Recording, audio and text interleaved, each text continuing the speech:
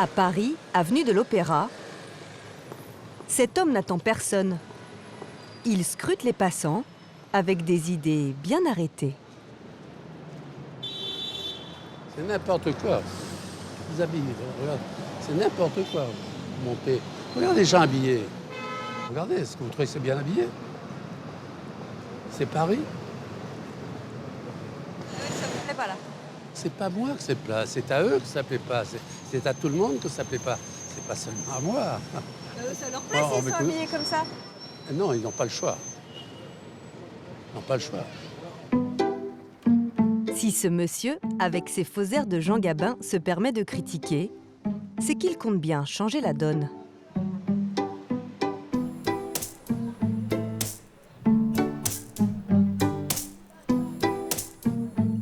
À 83 ans, Jean Bousquet est toujours à la tête d'une marque de prêt-à-porter qui s'était un peu endormie, mais à qui il compte bien redonner ses lettres de noblesse. Cacharel.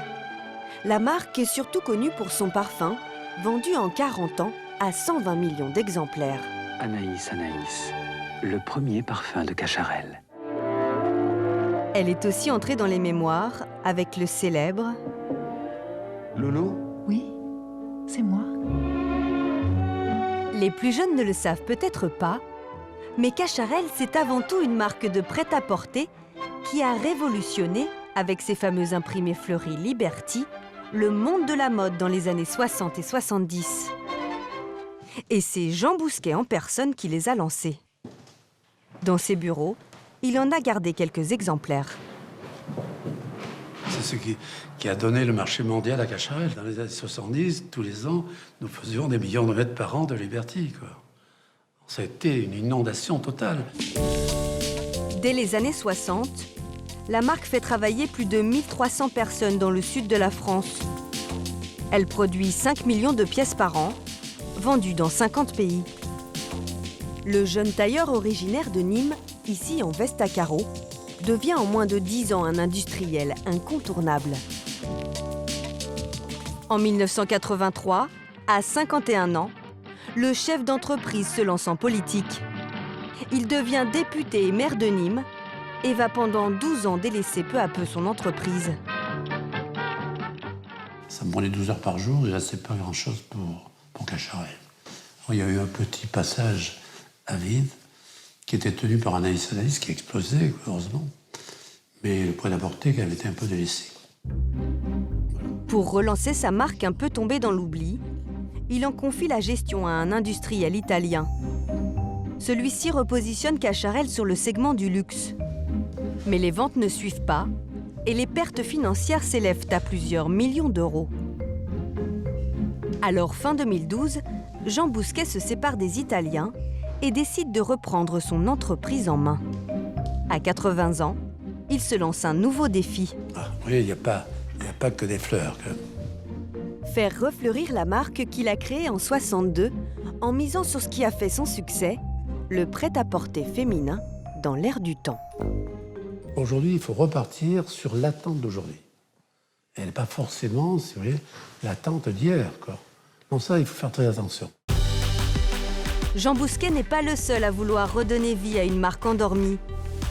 De plus en plus de produits qui ont connu leur heure de gloire par le passé reviennent sur le devant de la scène. Il suffit de se balader dans la rue pour s'en rendre compte. Les chaussures de tennis Stan Smith, célèbres dans les années 70, sont désormais ultra tendance. Le kawaii, cauchemar de notre enfance par temps de pluie, est redevenu un blouson branché. On voit aussi réapparaître des jeux comme Mako Moulage. Ils ont bercé notre enfance et font aujourd'hui le bonheur des nouvelles générations. Même l'automobile ressort des modèles du tiroir comme la Fiat 500, dont la production s'était totalement arrêtée. Tous ont un point commun, ils exploitent le filon de la nostalgie et du rétro. Mais avoir connu le succès par le passé, est-il forcément une garantie de réussite aujourd'hui? Quelles sont les recettes pour faire du neuf avec du vieux?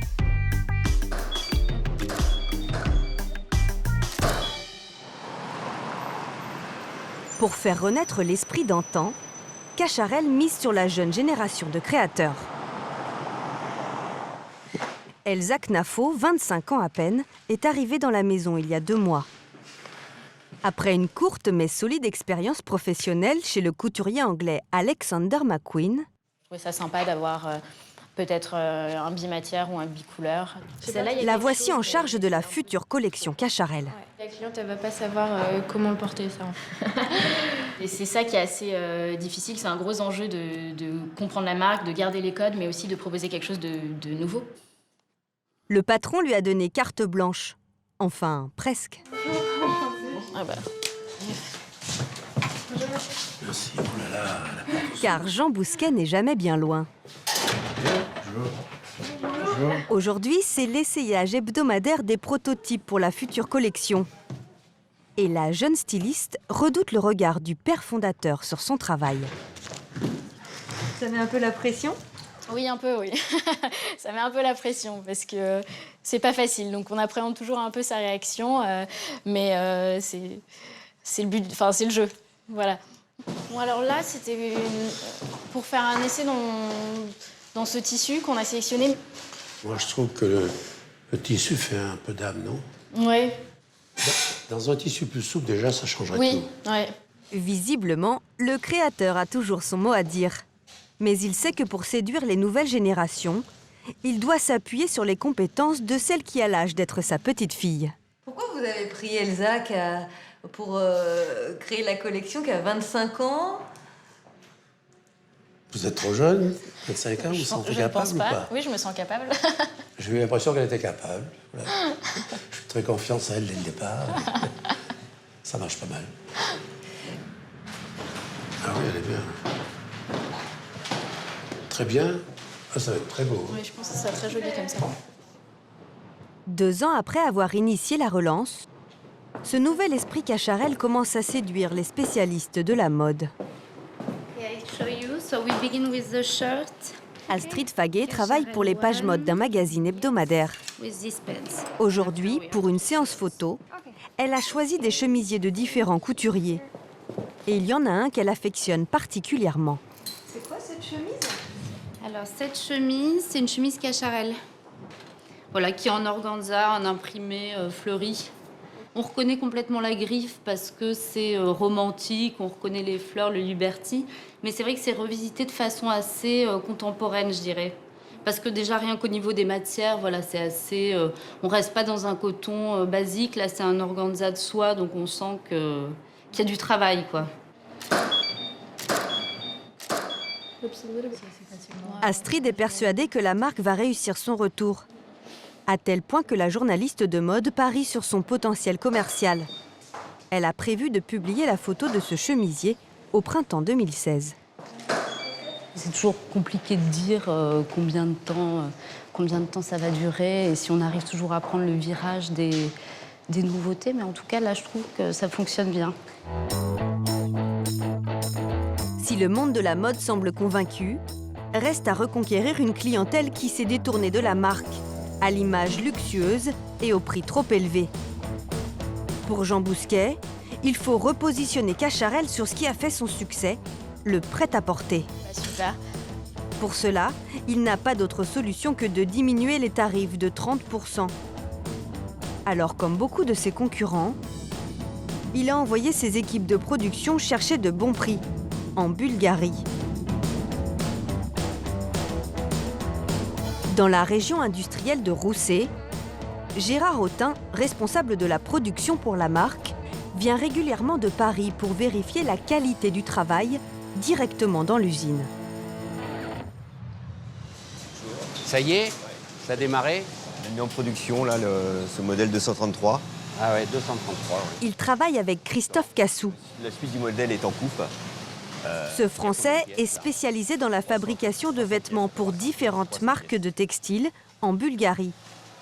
Si Cacharel s'est adressé à lui, ce n'est pas un hasard. Ce pays est dans l'Union européenne, ce qui évite à la marque de payer des frais de douane. Pour faire du cycle court en textile, je pense qu'en Europe aujourd'hui, Roumanie, Bulgarie, C'est les mieux placés. Il n'y a pas de frontières. Et ça, c'est très important pour nous au niveau des flux. Une proximité géographique avantageuse et surtout une main-d'œuvre bon marché.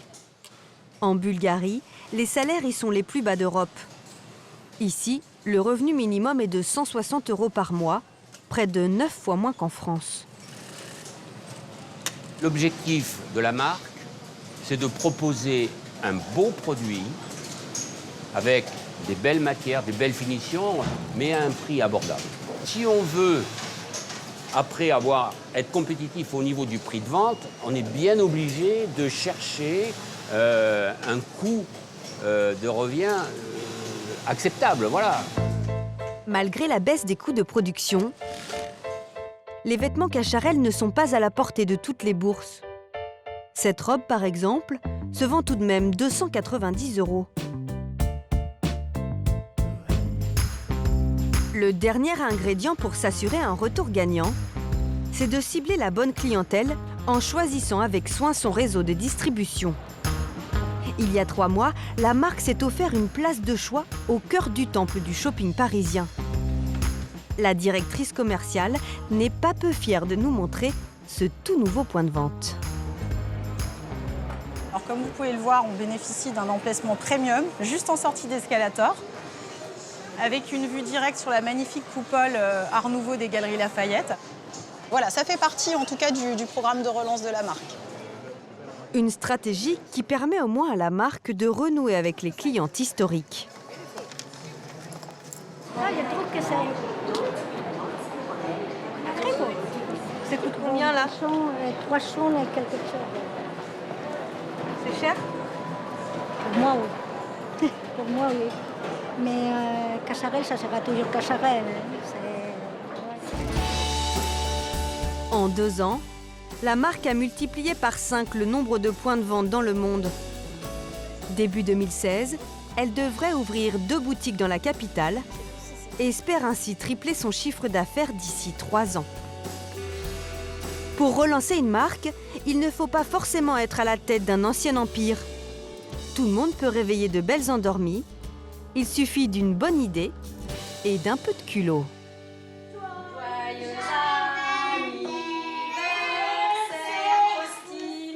Pour fêter ses 6 ans, Faustine a invité quelques copains et copines de son âge. Bravo! Pour occuper tout ce petit monde, Cécile, sa maman, a tout prévu. Lui, il a une petite bulle. Elle ne prépare pas des gâteaux miniatures, Nickel. mais de drôles de moules en plâtre. Et ben maintenant, ça sèche pendant 35 minutes. Dans cette boîte, tous les accessoires utiles. De la peinture, des pinceaux. Et après une demi-heure de séchage... Alors, ça c'est pour Faustine ou Mathilde. Je vais vous la démouler. Hop. Voilà. Il ne reste plus aux enfants Tiens ma chérie. Alors tout le monde a ce qu'il lui faut? qu'à laisser libre cours à leur fibre artistique. J'aime bien peindre. J'aime bien enlever les moules. Ah, tu te fous le modèle toi aussi. Est-ce qu'on peut mettre des étoiles? Je peux avoir le bleu.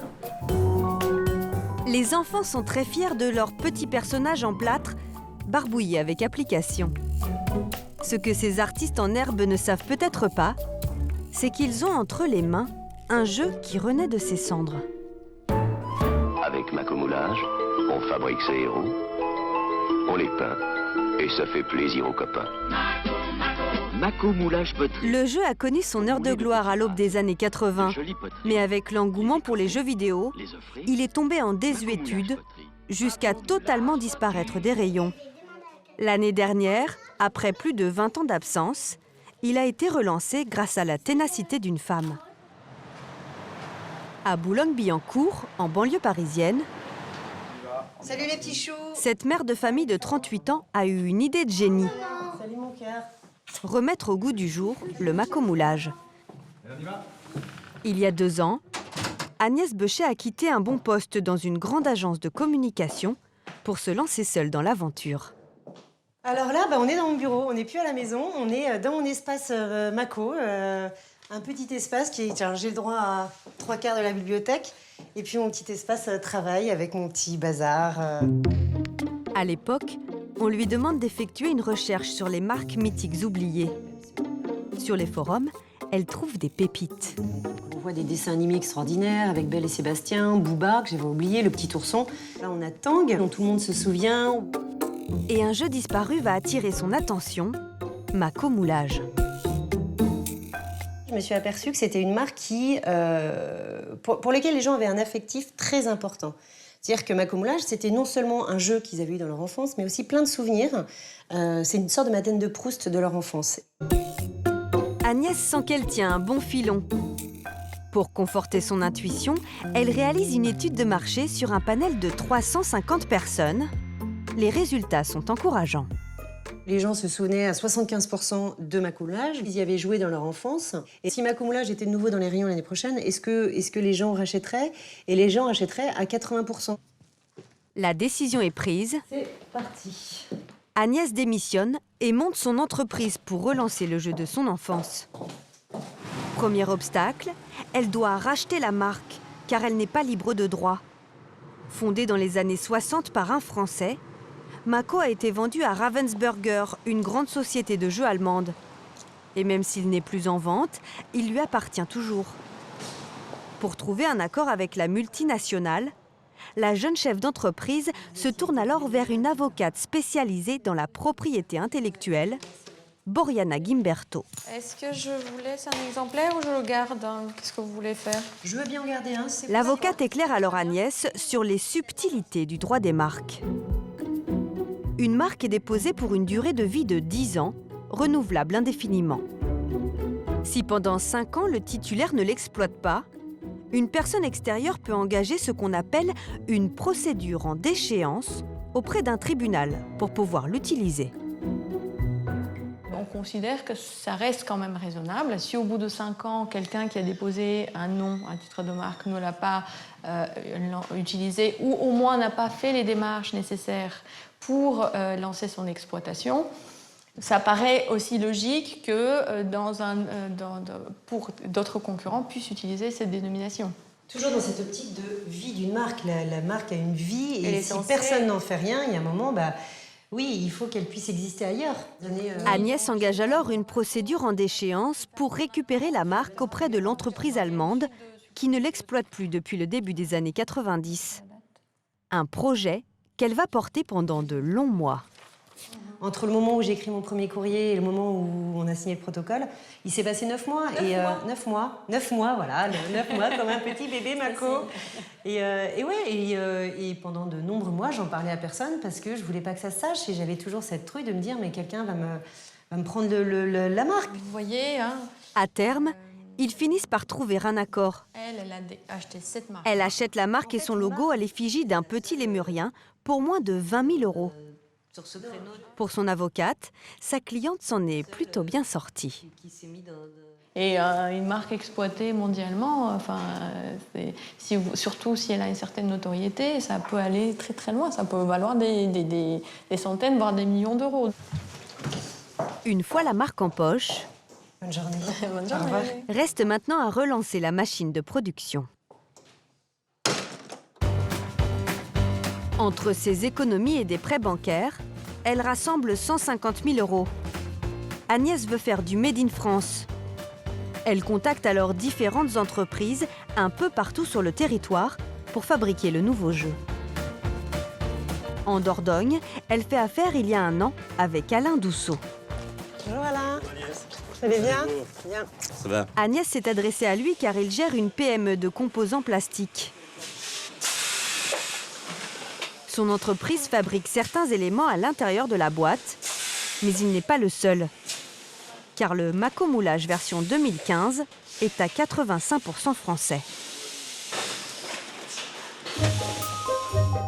Si la boîte vient d'Italie, les éléments papier viennent du nord de la France. Les moules en latex de Haute-Loire, le plâtre de Carpentras, les croisillons en plastique sortent de l'usine d'Alain et la peinture d'un fabricant en Indre-et-Loire. Tout est assemblé et stocké ici, dans l'entreprise d'Alain. Donc là, vous avez 2 chaînes de princesses. Là, on a 2 chaînes de princesses et une chaîne de chevaux pour la Finlande. D'accord, super. Ouais. Fabriquer en France lui coûte 25% plus cher que si elle produisait en Asie. Mais pour Agnès, c'est une stratégie assumée. Les gens, ils ont envie de voir du macomoulage français et pas un macomoulage chinois. Et c'est marqué sur les boîtes, on le voit sur les boîtes? Oui. Il y a le petit on a le petit drapeau français. Voilà. Mais c'est vrai que c'est un pari aussi. Hein. Je marge moins que si j'allais fabriquer ailleurs. C'est certain. En même temps, je respecte ce que j'ai toujours voulu faire dans ce projet, de relancer une marque française sur un produit fabriqué en France, avec cette volonté de respecter le patrimoine français et de faire grandir aussi les entreprises en France. Absolument.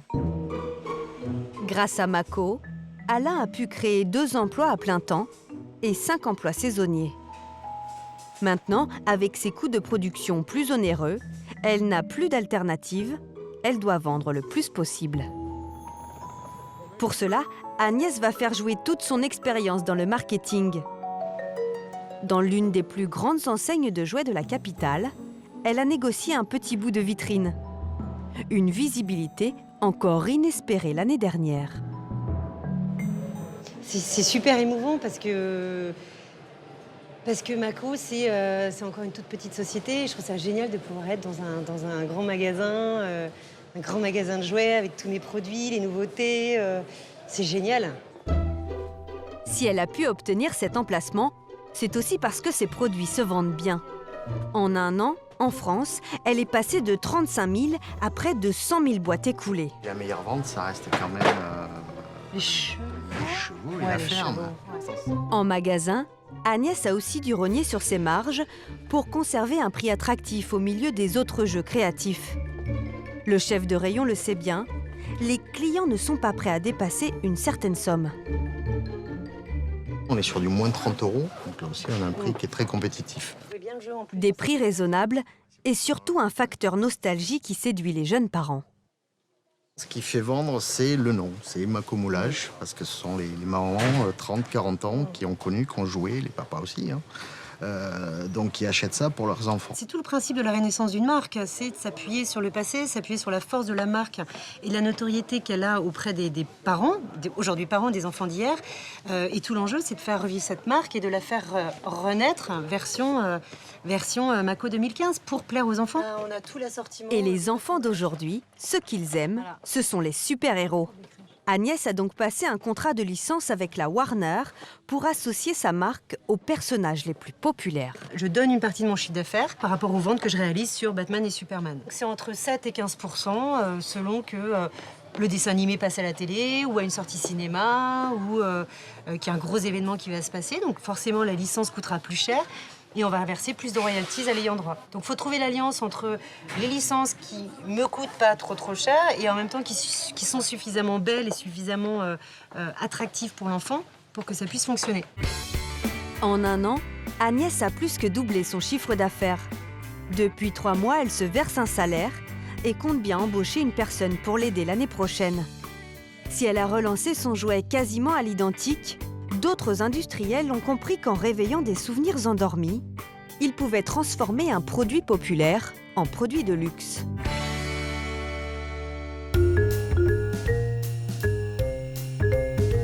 C'est par là. Quand Stéphane emmène une cliente au fond du garage avec le sourire, c'est qu'il lui réserve une grosse surprise. Sous ce drôle d'emballage, le petit bijou que Janine s'est offert. Bon, on la découvre? Allez. On regarde si c'est la bonne couleur maintenant. Voilà. Mais oui. Si normalement, elle est rouge. Oui. Une toute nouvelle Fiat 500. Toute neuve. De sa couleur préférée. À la première éraflure, je pleure. J'aime le rouge, j'ai des ongles rouges, j'ai des lèvres rouges. Et j'aime le rouge. C'est très charmant. Elle me plaît, elle m'intimide. Ouais. Elle m'intimide un peu. J'espère qu'elle fera partie de ma vie. Pour s'offrir sa nouvelle compagne de route, Oui, très bien. Janine a déboursé tout de même près de 16 000 €. Et elle n'est pas la seule à succomber au charme de la nouvelle Fiat 500. Pour la marque, cette petite voiture est devenue en moins de 10 ans un best-seller. D'ailleurs, dans la concession, il n'y a quasiment que des 500 de toutes les couleurs. Oui, ça représente la plus grosse partie de nos ventes. Donc forcément, on présente essentiellement des Fiat 500. Et la 500, elle toute seule, doit bien représenter plus de la moitié de nos ventes en fait, dans la gamme Fiat. Donc au moins plus de 60% de ce qu'on vend est une petite Fiat 500. La nouvelle 500 a permis à la marque de renouer avec le miracle qui s'était déjà produit à la fin des années 50. Sortie des usines de Turin en 1957, celle qui était surnommée le pot de yaourt a fait les beaux jours de la marque italienne pendant 18 ans. Petite, pratique et économe en carburant, la Fiat 500 est accessible aux classes moyennes et se vend alors comme des petits pains, près de 3,5 millions d'exemplaires. Mais la marque arrête sa production en 1975. 30 ans plus tard, en surfant sur la mode du néo-rétro, Fiat relance sa petite voiture. Avec son nouveau look, la marque a transformé l'ancienne petite 500 populaire en une voiture plus haut de gamme et donc plus chère. Le charme opère auprès d'une nouvelle génération de citadins. Avec 1,5 million de voitures vendues en 8 ans, le constructeur italien, alors en perte de vitesse, refait sa trésorerie et se paie même le luxe de racheter le géant américain Chrysler qui vient de faire faillite. Pour Jean Watin-Augoire, historien et spécialiste des marques, ce retour gagnant n'est pas vraiment dû au hasard. Il correspondrait à un besoin du consommateur de se sentir réconforté. Le fait de redonner vie à des produits d'hier participe de cette volonté de recréer un petit peu de chaleur, d'enthousiasme, on retrouve nos racines, c'était mieux avant, c'était l'âge d'or, voilà. Mais il ne faut pas croire que le consommateur, c'est hibernatus. Parce que le produit, c'est pas du tout du vintage. Le produit, c'est quelque chose d'extrêmement moderne. Il faut que je séduise les consommateurs d'aujourd'hui, qui ne sont plus du tout ceux d'hier. Et donc, je me dois d'être dans l'ère du temps, d'avoir des produits extrêmement modernes. Pour ça, on est capable de faire payer beaucoup plus cher. Pour repositionner sa nouvelle 500, Fiat va tenter de conquérir une cible bien précise, la clientèle féminine, citadine et aisée. Pour la campagne française, le constructeur a fait appel à Régis Perronne, directeur adjoint d'une grande agence de publicité. Pour attirer ces nouvelles consommatrices, il va reprendre les codes marketing qui ont fait leurs preuves dans l'univers du luxe et de la cosmétique. Nous, ce que l'on a voulu, c'est mettre la Fiat 500 dans un univers de modernité, de luxe, d'esthétisme. On a créé un parallèle entre leur consommation de biens qui peuvent être des sacs à main, des bijoux, des parfums, et de faire de la Fiat 500 un accessoire de mode et de suivre ou d'anticiper les modes. Régis Perronne va baser sa campagne publicitaire sur l'identification de la femme à son véhicule. Il va donc traiter la voiture comme un accessoire, digne des plus belles pages d'un magazine de mode. La couleur du véhicule irait à merveille avec vos chaussures, votre chapeau ou encore votre sac à main. Tout est fait pour que les femmes se sentent belles au volant de la petite voiture. Et flattées, elles seraient prêtes à mettre le prix. Elles n'achètent pas qu'une automobile, elles achètent aussi une représentation d'elles-mêmes. Il faut que cette voiture puisse être le prolongement de ce qu'elles sont elles ou de ce qu'elles veulent être dans la vie. Après 7 ans, les ventes de la citadine s'essoufflent. Alors en 2015, plutôt que de créer une nouvelle voiture, le constructeur offre un léger lifting à sa petite protégée qui lui a tant rapporté. La communication est identique et joue encore sur le rétro-design. Mais la différence entre les deux modèles ne saute pas aux yeux. Pourtant, le prix, lui, a augmenté en moyenne de 2 000 €.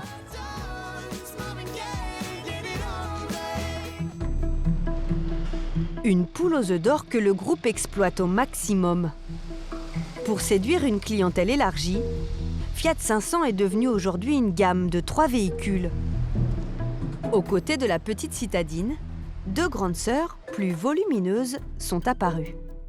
Un monospace, une version 5 portes en fait, et un modèle tout-terrain qui joue franchement la carte du masculin.